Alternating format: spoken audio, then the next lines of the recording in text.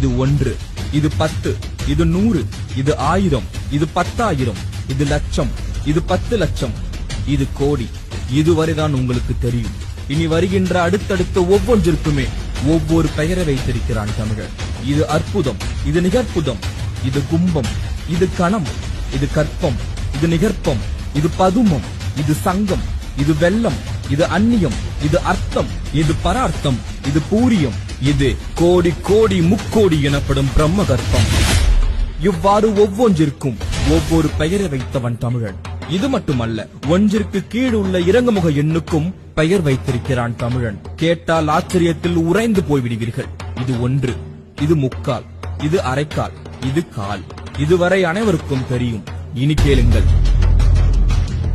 இது 4மா, இது 3 வீசம், இது 3மா, இது அரைக்கால், இது இருமா, இது மாகாணி, இது 1மா, இது முக்கால் வீசம், இது முக்காணி, இது அரை வீசம், இது அரைமா, இது கால் வீசம், இது காணி, இது அரைக்காணி முந்திரி, இது அரைக்காணி, இது முந்திரி, இது கீழ் முந்திரி, இது இம்மி, இது மும்மி, இது இன்று நானோ எனப்படும் அணு.